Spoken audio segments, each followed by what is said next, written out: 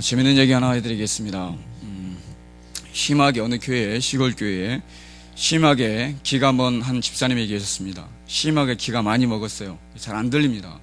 그 집사님이 계셨는데 염소를 잃어버렸답니다. 키우던 염소를 잃어버렸는데 그 염소를 목사님께 좀 찾아달라고 광고 시간에 염소를 찾아달라고 광고 한번 해주십시오 하고 부탁을 했더래요. 네, 알겠습니다 하면서 제가 사인을 주면 집사님이 직접 일어나서 얘기하십시오 하고 얘기를 했더래요. 그래서 설교를 마치고 광고 시간이 됐습니다. 목사님이 광고를 쭉 하시다가 이런 광고를 했어요. 이제 끝에쯤에 가가지고 다음 주에 반주자 중에 오르간 반주자가 새로 오십니다. 아름다운 청년, 예쁜 아가씨가 오시는데 뜨겁게 환영해 주십시오 하고 당부의 말씀을 드렸습니다. 그때 뒤에 앉아 계시던 이 집사님이 자기 염소 얘기한 줄 알고 뻘떡 일어나가지고 하는 얘기가 모두 다 쉽게 알아볼 것입니다. 모두 다 쉽게 알아볼 것입니다. 사팔뜨기에 눈이 좀 멀고 쩔뚝거리는 쩔뚝발입니다 하고 얘기를 했더래요. 그냥 웃자고 한 얘기가 아니라 사람은 여러분 귀가 열려야 됩니다. 소통이 돼야 된다고요. 대화가 통해야 돼요. 여러분 서로 오해하지 않길 바랍니다. 서로 사랑하시기를, 이해하시길 바랍니다. 똑같은 얘기인데 잘못 들고 오해할 수 있어요. 여러분들은 그러하지 않길 바랍니다. 이 시간 하나님 말씀을 전합니다. 하나님 말씀을 들을 때도 잘못 들을 수도 있어요. 여러분 그렇지 않고 오직 하나님 말씀으로 은혜로운 시간 되시기를 주의 이름으로 부탁을 드립니다. 가장 중요한 것은 사람과의 대화, 소통이 좀 안 될 수도 있지만 하나님과는 소통이 돼야 될 줄로 믿습니다. 하나님 말씀을 들을 때나 하나님 말씀을 읽을 때나 여러분 늘 주님과 동행하는, 주님 말씀으로 성령의 충만함으로 살아가는 여러분들 되시기를 바랍니다. 이 시간 잘 듣고 은혜 받읍시다 하고 옆 사람과 인사 한번 하시겠습니다. 잘 듣고 은혜 받읍시다.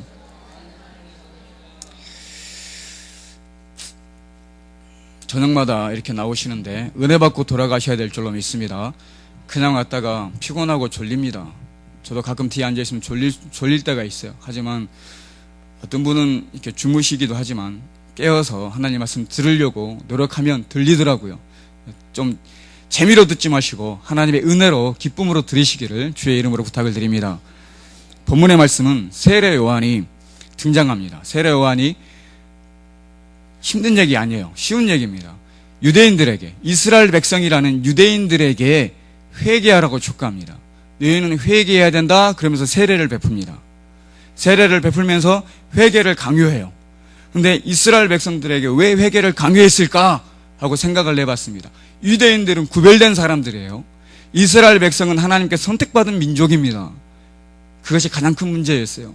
이스라엘 백성들은 자기들은 우리는 아브라함의 조상이다. 아브라함은 우리의 조상이다. 아브라함의 후손이다. 그 믿음 하나 가지고 자기들은 죄인인 것을 고백하기 어려워했습니다. 우리는 너희와 구별된 사람으로 아브라함의 후손으로서 우리는 아브라함의 사람들이다 하는 그 마음 하나로 안심했습니다. 자기가 죄인인 것을 깨닫고 느껴야 되는데 죄인인 것을 깨닫고 느끼는 걸 아주 조금, 나는 아브라함의 자손이기 때문에 안심하는 모습으로 회개하기를 싫어했습니다. 죄인인 것을 고백하기를 싫어했어요. 그래서 세례 요한이 회개를 촉구했습니다. 죄인인 것을 고백하게 하고 세례를 주는 이런 장면입니다. 제가 이 대목을 대하면서 그런 생각을 해봤어요. 아브라함은 위대한 믿음의 조상입니다. 여러분들의 조상이기도 합니다. 그 믿음 따라 이 아브라함의 후손들이 안위한 것처럼, 안심한 것처럼 저와 여러분들 예수를 믿는 믿음의 사람들입니다. 예수를 믿는 믿음의 사람입니다. 예수를 믿는 믿음의 사람으로 너무 안심하는 건 아닌지, 나는 예수를 믿고 있는 사람으로서 안심하고 있지는 않는지 제가 생각해 봤어요. 뜨끔하더라고요. 예수를 믿는 사람이지만 예수를 믿는 사람이라면 아름다워야 돼요. 더 은혜스러워야 돼요. 세상 사람과 구별된 삶을 살아야 돼요. 아브라함의 후손이라면 아브라함이 살았던 것처럼 살아야 돼요. 믿음의 조상 아브라함이 믿음을 행했던 것처럼 그런 삶을 살아야 되는데 그렇게 살지 않기 때문에 세례 요한이 회개를 촉구했습니다.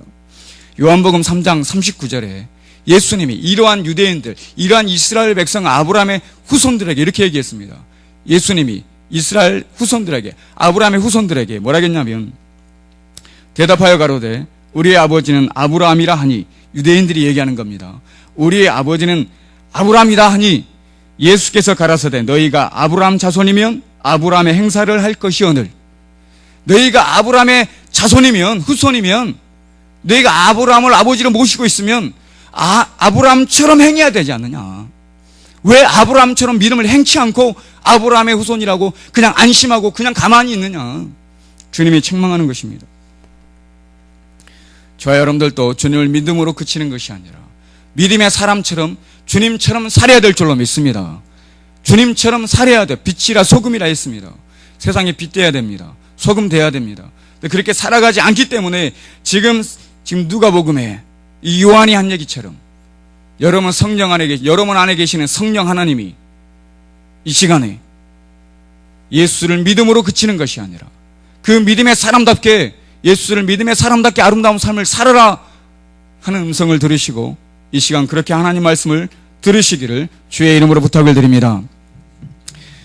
여러분들은 하나님 예수 그리스도가 여러분의 모든 죄를 대신해서 십자가에 못 박혀 죽으신 은혜와 사랑을 받은 사람입니다.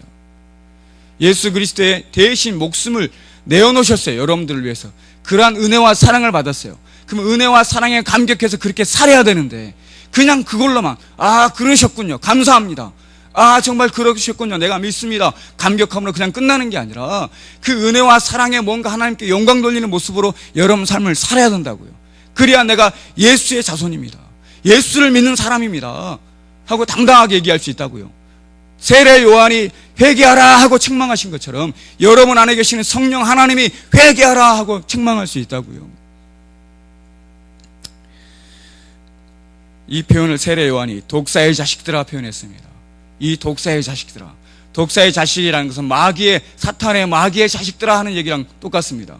이 사탄의 자식들아, 마귀의 자식들아, 그들이 싫어서 그런 게 아니에요. 유대인들이, 이스라엘 백성들이, 아브라함의 후손들이 정말 싫어가지고 이 독사의 자식들아 그렇게 얘기한 게 아니에요. 너무나 사랑해서, 너무나 사랑하는데 회개하라고, 제발 좀 느끼고 회개하고 세례를 받으라고 사랑하는 마음으로 이 독사의 자식들에게 했습니다. 사탄의 자식들, 아담과 하와를 깼던 사탄의 마귀의 자식들. 저와 여러분들은 믿음의 하나님의 자식인 줄로 믿습니다. 예수 그리스도를 믿는 하나님의 사람인 줄로 믿습니다. 여러분, 마귀의 자식이 아니라 사탄의 자식이 아닙니다. 그렇게 살지 않을 때, 혹시 그렇게 살지 않을 때 세상 사람들에게 그런 책망을 들으지 않을까. 아까도 말씀드렸지만 여러분 안에 성령 하나님이, 세례 요한이, 이 시대 세례 요한이 외친 것처럼 여러분 안에 계시는 성령님이 너는 지금 무엇하고 있느냐, 예수를 제대로 믿고 있지 않느냐 하고 질문할 수 있다는 것입니다. 제가 9절에 보니까 세례 요한이 이 이스라엘 백성, 이 유대인들에게 하는 얘기가 있습니다. 9절에 경고를 하는 거예요. 죄송합니다. 7절 제가 보겠습니다. 독사의 자식들아, 누가 너희를 가르쳐 장차 올 진노를 피하라 하더냐. 장차 너희가 그렇게 독사의 자식으로 살아가면, 그들이 회개치 않고 아브라함의 후손이라고 안심하고 살아가면 진노가 있는데 진노를 피하지 못할 것이다. 이것을 진노를 올 것이라고 말하는 사람이 누가 있더냐, 깨우쳐주는 사람이 누가 있더냐. 이미 9절에 이미 도끼가 나무 뿌리에 놓였으니 좋은 열매 맺지 아니하는 나무마다 찍혀 불에 던지우리라. 이미 도끼가 나무 뿌리에 놓인 것과 같다. 그러면서 좋은 열매 맺지 아니하는 나무마다 찍어 불에 던진다고 했습니다. 저희가 예전에 수요일날 설교할 때 좋은 열매 맺지 못하는 가지는 찍어서 불에 던진다는 얘기를 했습니다. 여러분, 좋은 열매를 맺어야 된다고 했어요. 좋은 열매를 맺기 위해서 주님께 붙어 있어야 된다고 했어요. 근데 여기서 본문에 얘기하기를 이 그들에게, 아브라함의 후손인 것을 안심하고 회개치 하고 안심하고 있는 그들에게 이미 도끼가 나무 뿌리에 놓였다. 가지를 자르면요 다시 회복될 수도 있습니다. 나무 뿌리를 잘라버리면 회복이 불가능해요. 나무 뿌리를 잘라버리면 회복이 안 됩니다. 그런 진노가 너희에게 임하고 있는데 너희 알고 있느냐? 너희는 지금 그렇게 살고 있다.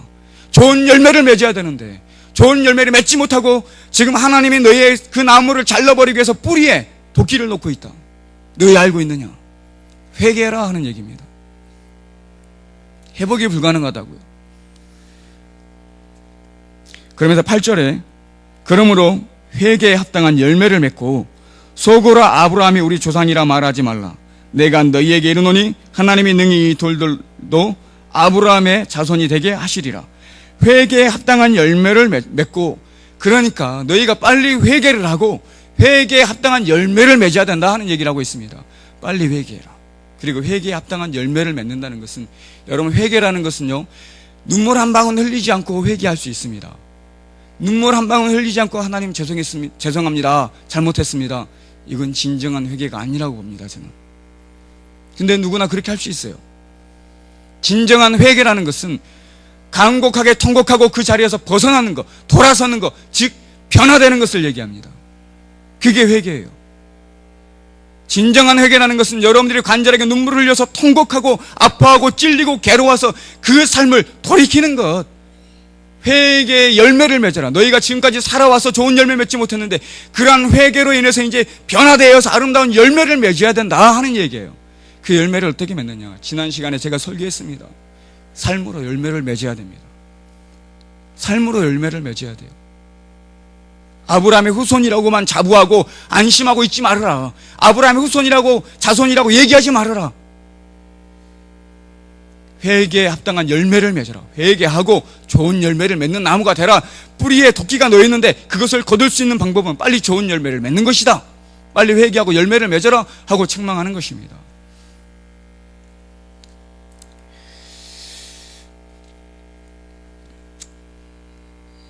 그리고 10절에 보니까 무리가 물어 가로되 그리하면 우리가 무엇을 하리이까 했어요.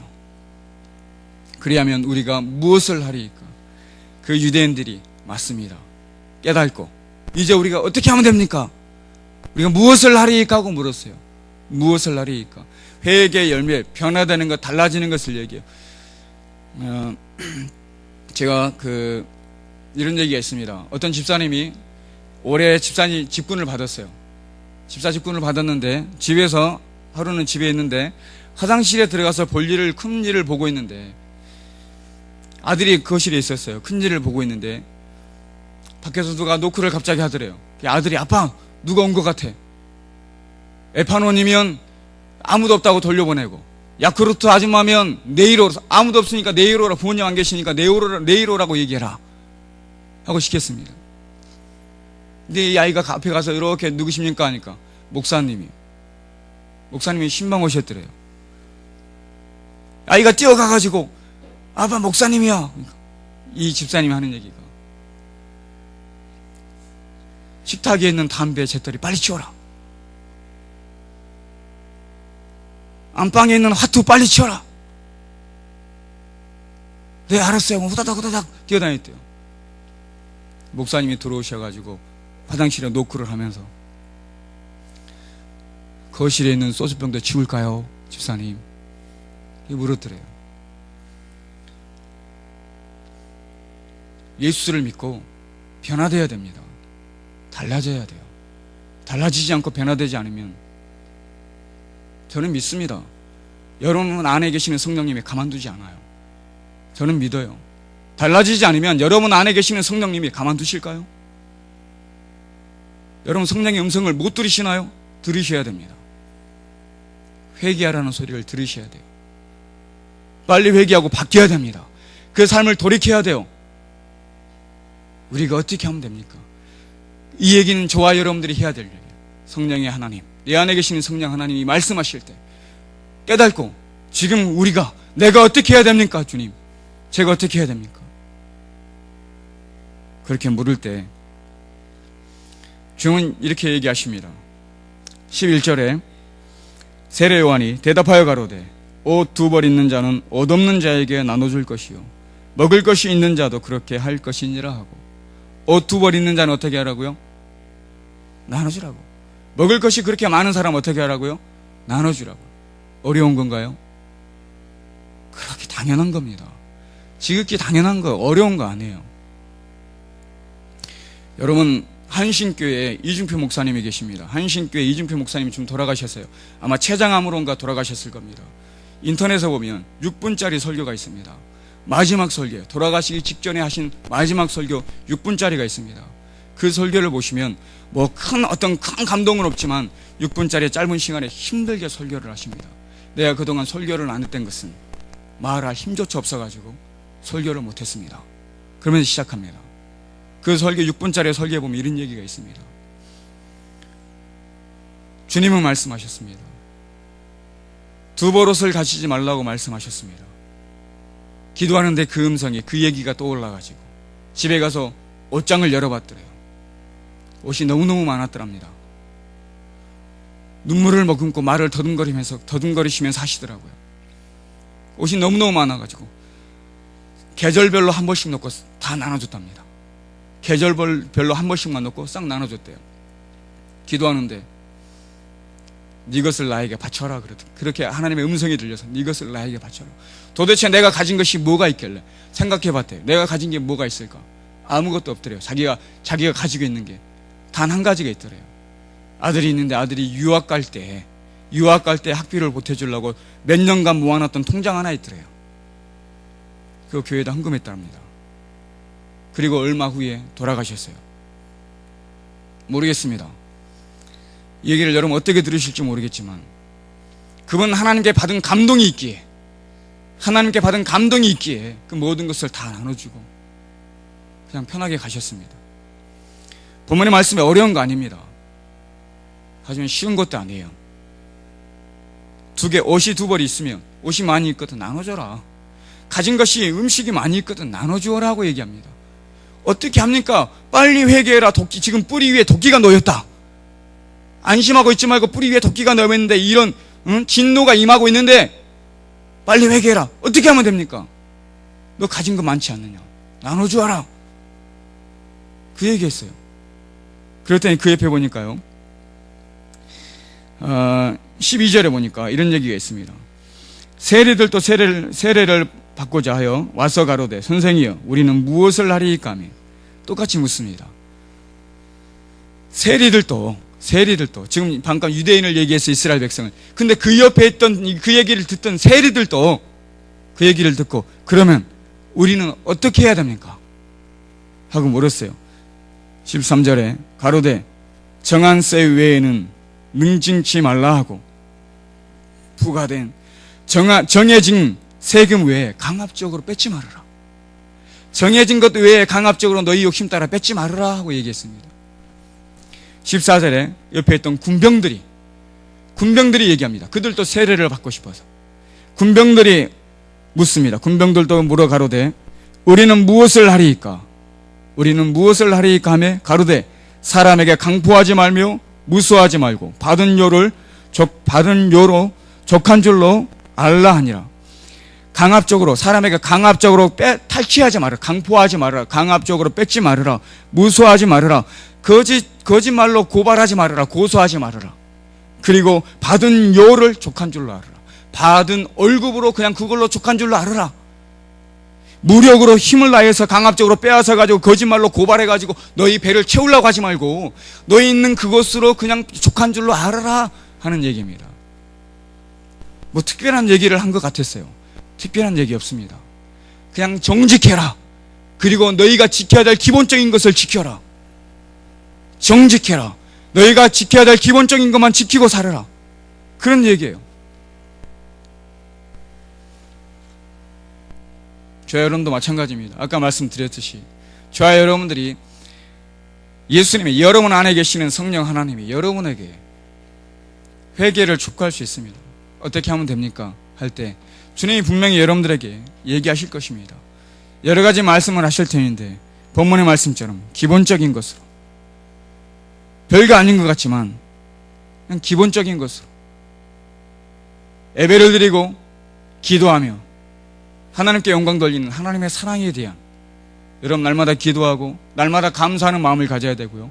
예배 드리는 마음을 하나님께 사랑을 드리는 것, 용서하고 배려하고 사랑하는 이웃을 사랑하는 것, 용서해줘요. 배려하고 나눠주고 사랑할 줄 아는 이웃을 사랑하는 것, 기본적인 겁니다.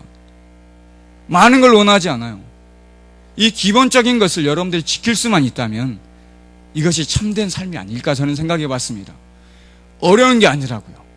너무나 탐욕 부리지 않고 욕심 부리지 않고 하나님을 경배하며 찬양하며 예배하는 기본적인 수요일날 이 시간 나와서 예배 드리는 것처럼, 금요일날 나와서 예배 드리는 것처럼, 주일을 지키며 예배 드리는 것처럼, 하나님에게서는 하나님께 드리는 것처럼 충성하고 봉사하는 것을 당연하게 여기는, 감사함으로 여기는 그런 마음을 갖는 그 사람으로 그냥 하나님께 영광 돌리는 삶을 살아갈 수 있다면 그게 기본적인 것을 지키는 거예요.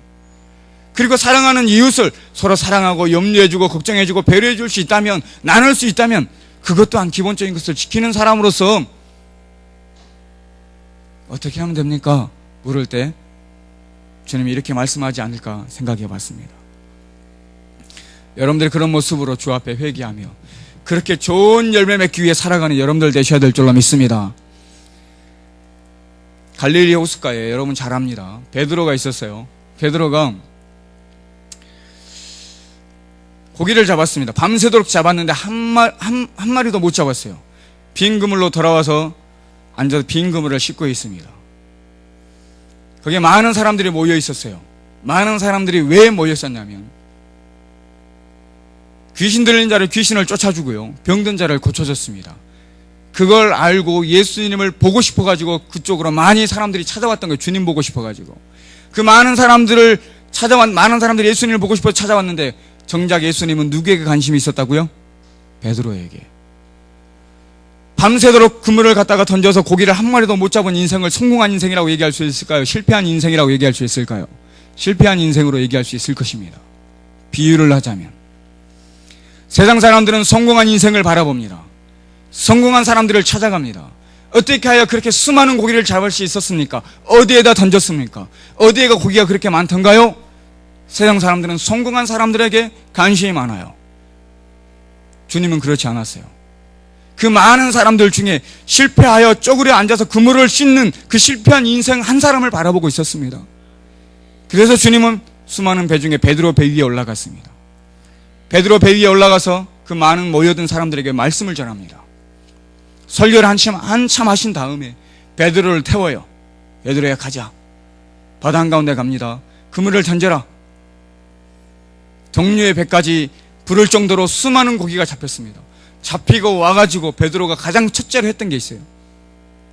주님, 저는 죄인입니다. 저를 떠나십시오. 저는 죄인입니다. 저를 떠나십시오 얘기했어요. 깜짝 놀랐습니다. 주님은요, 너는 이러한 죄를 범한 죄인이다. 단 한 번도 얘기한 적이 없습니다. 너는 이것을 잘못했고 이것을 잘못했다. 버려라. 단 한 번도 얘기하지 않았습니다. 그냥 데려가서 고기만 잡았어요. 풍성이 잡혔어요. 깜짝 놀랍니다. 베드로가 돌아와서 주님 죄인입니다. 저를 떠나십시오 하고 고백했습니다. 죄인이라는 고백을 했어요. 제가 그렇게 얘기한 적이 있습니다.